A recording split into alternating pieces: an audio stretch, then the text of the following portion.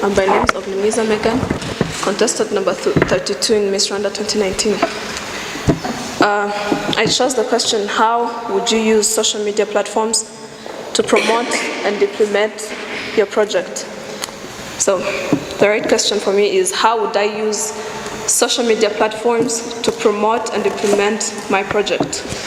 What's your project? Well, my project is youth involvement in agriculture.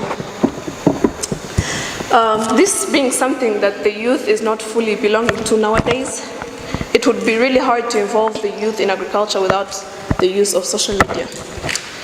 Agriculture is not something we see on social media often because it is nowadays done by elderly people who are less informed about social media or not even informed at all.